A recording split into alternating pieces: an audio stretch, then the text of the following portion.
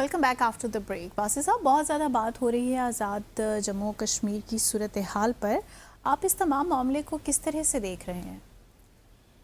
بحیثیت پاکستانی اور چونکہ جموں اور کشمیر کے ساتھ میرا ایک دلی آپ کہہ لیجئے ایک وابستگی رہی ہے، جذباتی وابستگی بھی اس ایشو کے ساتھ رہی ہے، تو میں اس سارے معاملے کو مطلب جہاں ہڑتالیں بھی ہو رہی ہیں اور بھی بہت سے اقدامات حکومت نے بھی لیے، آزاد جموں اور کشمیر کی حکومت نے بھی لیے، لیکن میں ان معاملات پہ بات نہیں کرتا کیونکہ یہ ایک آن گوئنگ سچویشن ہے. اس لیے میں ذرا جو اصل چیزیں ہیں نا اس سے بات کرنا چاہتا ہوں. اس وقت معاملہ کیا ہے جس پہ یہ ساری جو ہے نا صورتحال پیدا ہوئی؟ ایک تو جو مقبوضہ جموں اور کشمیر کے لوگ ہیں جو نقل مکانی کر کے پاکستان آئے، آپ کہہ لیجئے مہاجرین جن کو ہم کہتے ہیں، مقبوضہ جموں اور کشمیر سے ہیں تو وہ کشمیری، لیکن وہ نقل مکانی کر کے یہاں پہنچے تو ان کا جو ہے ان کے لیے جو آزاد جموں اور کشمیر کی اسمبلی ہے ان کے لیے 12 نشستیں رکھی ہوئی ہیں، ٹھیک ہے. اور ان کی جو ہے یہ 12 نشستیں، کیونکہ یہ سارے لوگ خاص طور پہ جموں سے لوگ آئے نا، اور زیادہ تر جموں سے ہی ہیں لوگ جو مہاجرین ہیں، وہ آ کے پنجاب میں سیٹل ہوئے اور بھی جگہوں پہ گئے، کراچی وغیرہ چلے گئے، اسلام آباد میں بہت ہمیں ملتے ہیں. پہلے تو یہ ایک اصولی بات یہ ہونی ہے، میں جس میں بات کرنا چاہتا ہوں کہ جو آزاد جموں اور کشمیر ہے میں اس کو پولیٹیکل بیس ایک سمجھتا ہوں، پوری اسٹرگل کا کیمپ ہے، آپ سمجھ لیجیے بیس کیمپ ہے کشمیر کی اسٹرگل کا، پولیٹیکل بیس کیمپ. تو یہ ہو نہیں سکتا کہ جو کشمیری وہاں سے ٹریول کر کے آئیں ان کو آپ بالکل لا تعلق کر لیں آزاد جموں اور کشمیر سے. وہ اسی جو آزاد جموں اور کشمیر ہے اسی کا حصہ ہیں، ٹھیک ہے. ہم تو اس کو ایک ہی ریاست سمجھتے ہیں نا، وہ لائن آف کنٹرول ہے، کوئی مستقل بارڈر تو نہیں ہے دونوں کشمیر کے درمیان. کیونکہ مین اسٹریم پارٹیز کا آزاد جموں اور کشمیر میں جانا یہ بذات خود بھی کوئی اچھی چیز نہیں ہے، بالکل. اور یہ ایسا ہونا نہیں چاہیے تھا. وہاں کی اپنی لوکل پارٹیز تھی، مسلم کانفرنس تھی اور لبریشن فرنٹ تھی اور بہت چیزیں تھیں، وہ کام کرتی رہتی تو بہت اچھا رہتا. پاکستانی پارٹیز کو وہاں جانے کی ضرورت نہیں تھی. لیکن ہم نے شاید یہاں پہ بلکہ جب 1947 میں یہاں پہ نیشنل کانفرنس بھی تھی، لیکن ان کو وائنڈ اپ کر کے وہ چلے گئے ادھر، اور مسلم کانفرنس جو مقبوضہ جموں اور کشمیر کی تھی وہ یہاں پہ آ گئی، وہاں سے انہوں نے اپنا بستر بوریا بند کر دیا. تو یہ ٹھیک باتیں نہیں ہوئیں. لیکن ان اینی کیس میں اس کے بھی حق میں نہیں ہوں کہ پاکستان کی پولیٹیکل پارٹیز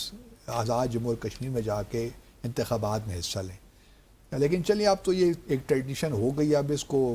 ریوائنڈ کرنا بڑا مشکل کام ہے. صحیح. اب یہ جو بات ہے کہ جی 12 نشستیں ختم کر دی جائیں، یہ تو ہو نہیں سکتا جب تک کہ آپ جو آزاد جموں اور کشمیر کا اپنا آئین ہے، انٹرم آئین ہی صحیح 1974 کا، اس میں آپ تبدیلی نہ کریں. کیونکہ یہ تو نا آرٹیکل جو 7(3) ہے وہ بڑے واضح طور پہ مہاجرین کو نشستیں دیتا ہے اسمبلی میں. تو پہلے تو آپ کانسٹیٹیوشن میں کوئی تبدیلی کریں، آئین میں تبدیلی کریں گے تبھی ممکن ہوگا نا، اس کے بغیر ہو نہیں سکتا. تو اس وجہ سے میں اس کے حق میں نہیں ہوں. اب ٹوٹل جو دیکھیے تعداد ہے مہاجرین کی جو مقبوضہ جموں اور کشمیر سے آئے ہیں، ان کی تعداد 5 لاکھ سے زیادہ نہیں ہے ٹوٹل. اب یہ بھی مناسب نہیں لگتا کہ 5 لاکھ کے لیے آپ نے 12 نشستیں رکھی ہوئی ہیں، کوئی تناسب تو ہونا چاہیے نا. صحیح. اب ایک پروپوزل ہمارے ایک جاننے والے ہیں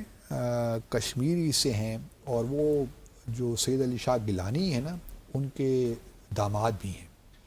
انہوں نے ایک پروپوزل کہیں دی ہے کہ، اور اچھی پروپوزل ہے، میں سمجھتا ہوں اس پہ کچھ کام ہونا چاہیے اگر واقعی اتنا سیریس ایشو ہے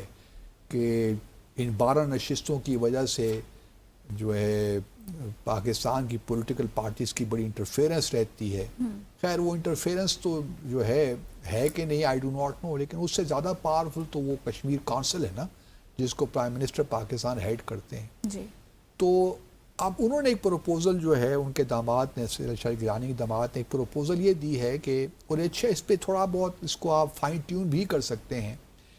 کہ ایسا کیوں نہیں ہو سکتا کہ یہ جو مہاجرین ہیں یہ کہیں بھی رہ رہے ہوں لیکن ان کو آپ جو آزاد جموں اور کشمیر کی ووٹر لسٹ ہے اس میں ڈال دیجئے ان دا سینس کہ آپ اگر اس وقت لیٹ سے 57 سیٹس ہیں آزاد جموں اور کشمیر کی تو ان کو آپ بڑھا کے 65 کر دیجئے 70 کر دیجئے اور وہاں پہ جو کانسٹیٹوئنسیز ہیں ان میں 6 5 7 ہزار جتنے بھی نمبر بنتا ہے اس میں وہاں پہ ڈال دیجئے کیونکہ ابھی جو آپ 12 نشستیں الگ کر دیتے ہیں وہ بھی شاید مناسب اس طرح نہیں ہے اگر وہ ادھر انتخابات میں وہاں کی جو سیٹیں ہیں اس میں ووٹ ڈالیں گے تو شاید وہ زیادہ بہتر ہو جیسا دیکھیے بھارت میں بھی ہوتا ہے ہندو پنڈت جو ہیں جو چھوڑ کے چلے گئے تھے وہ اپنا ووٹ ڈالتے ہیں بھارت ہی میں رہ کر مختلف چاہے دہلی میں ہیں کہیں اور ہیں لیکن وہ کانسٹیٹوئنسیز ہوتی ہیں وہ بیلٹ پیپر بھی ہو سکتا ہے پوسٹل بیلٹ بھی ہو سکتا ہے اور بھی طریقہ کار نکل آئے ہیں تو وہ ڈالتے دہلی میں ہی ہیں لیکن وہ کانسٹیٹوئنسیز جو ہوتی ہیں وہ مقبوضہ جموں اور کشمیر میں ہی ہوتی ہیں تو یہ بھی ایک پاسبلٹی ہے جس کو ہم کنسیڈر کر سکتے ہیں لیکن وہ آبویسلی اس کے لیے بھی آئین میں تبدیلی چاہیے ہوگی یہ جو آرٹیکل 22 ہے یہ ہے 22 آرٹیکل 22 سوری ہاں آرٹیکل 22 تھا سوری میں پہلے 7(3) کہہ گیا آرٹیکل 22 کے تحت مہاجرین کو یہ نشستیں حاصل ہیں تو اس میں تبدیلی مطلب دیکھیے نا کوئی ایسی چیز تو نہیں ہے جس میں امینڈمنٹ نہ ہو سکے ویسے بھی انٹرم کانسٹیٹیوشن ہے نا تو اس میں امینڈمنٹ کر دیجئے اگر واقعی اتنا سیریس ایشو ہے اور مہاجرین اس پروسیس کا حصہ رہیں گے اور ایک لحاظ سے اچھا بھی ہوگا کہ وہ ان کانسٹیٹوئنسیز سے اپنے آپ کو متعلق بھی کر سکیں گے اور رادر دین کہ وہ پاکستان میں بیٹھ کے یہاں پہ 5 لاکھ کی جو ہے پاپولیشن ہے وہ چھوٹے اپنے طور پہ یہاں پہ ووٹ دیں تو ان کی ایک انوالومنٹ ہو جائے گی میں سمجھتا ہوں آزاد جموں اور کشمیر میں ایکٹیولی تو یہ ایک اس پروپوزل پہ غور کریں دوسری بات یہ ہے کہ ایک تو یہ معاملہ میں ڈسکس کرنا چاہ رہا تھا دوسرا یہ ہے کہ آرٹیکل 7(3) جو میں پہلے ریفرنس دے رہا تھا نا وہ ایک بڑا انٹرسٹنگ آرٹیکل ہے وہ کیا کہتا ہے وہ کہتا ہے no person or political party in Azad Jammu and Kashmir shall be permitted to propagate against or take part in any activities prejudicial or detrimental to the ideology of the state's accession to Pakistan. یہ جو ہے یہ آزاد جموں اور کشمیر کا interim constitution ہے جس کا article 7(3) یہ کہتا ہے کہ کسی کو بھی یہ اجازت نہیں ہوگی کسی شخص کو یا کسی پولیٹیکل پارٹی کو کہ وہ یہ پروپیگیٹ کرے ایسی چیز جو کہ جموں اور کشمیر پاکستان کے ساتھ جو الحاق ہے اس کے خلاف ہو یہ پاکستان نہیں کہہ رہا یہ کشمیری لوگ خود کہہ رہے ہیں ہاں جی اب میں یہی سوال پوچھنا چاہتا ہوں کہ ایک بہت بڑی آرگنائزیشن کشمیر میں بنی JKLF جموں اور کشمیر لبریشن فرنٹ اب اس کی لیڈرشپ پاکستان میں آزاد جموں اور کشمیر میں بھی ہے مقبوضہ جموں اور کشمیر میں بھی ہے بلکہ یہاں پہ تو کھلا جو تیسرا آپشن ہے کیونکہ JKLF جو ہے وہ تیسرے آپشن کی بات کرتی ہے انڈیپینڈنس کی بات کرتی ہے تو یہ تو بالکل اس آئین کے خلاف ہو گئی بات تو پہلے تو آپ ان کو بھی بین کیجئے نا جی اور جو لوگ ان کے یہاں پہ آپ ان کی آؤ بھگت کرتے ہیں ان کو ذرا مارجنلائز تو کیجئے اگر ان کے ساتھ اور کچھ نہیں کر سکتے ان کی ایکٹیویٹیز پہ تو پابندی لگائیے مطلب ہمارے ہاں کوئی صحیح جو میں دیکھ رہا ہوں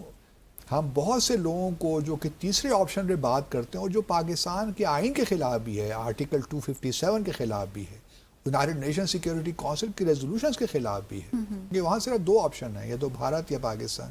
تیسرا آپشن تو کوئی ہے ہی نہیں لیکن ہمارے یہاں کھلا ان لوگوں کی آؤ بھگت کی جاتی ہے ان کو پوری ہماری اسٹیٹ مشینری بھی پروموٹ کرتی ہے سمہاؤ ان لوگوں کو جو اس نظریے سے وابستہ ہیں بالکل تو یہ سارے وہ جو کانٹرڈکشنز ہمارے سسٹم کے اندر آ گئی ہیں لیک آف کلیئرٹی اس کی وجہ سے سارے معاملات گھمبیر ہوئے ہیں. باقی grievances, economic grievances, social grievances, وہ تو پاکستان کے اندر بھی موجود ہیں. کشمیر کے لوگوں کے بھی ایشوز ہوں گے، آئی ایم شیور، اور ہیں، لیکن ایک فہم و تفہیم کے ساتھ یہ مسائل حل ہو جائیں تو بہت اچھا ہے. یہ ہڑتالیں، یہ چیزیں ہمارے کشمیر کاز کو نقصان پہنچاتی ہے، اور کشمیری کے لوگوں کو بھی سوچنا چاہیے. لیکن اس میں یہ بھی بات یاد رہے کہ بھارت کا بہت بڑا ہاتھ ہے، اور میں کئی عرصے سے کہہ رہا ہوں کہ بھارت ایسٹس اپنے بنا رہا ہے. گلگت بلتستان میں بھی آزاد جموں کشمیر، وہ بہت چند لوگ ہیں لیکن وہ تخریب کار لوگ ہیں، اور وہ ان ساری صورتحال سے فائدہ اٹھاتے ہیں. بالکل. So let's take a short commercial break here. Break کے بعد شامل کریں گے سپری کی 2026 کی رپورٹ.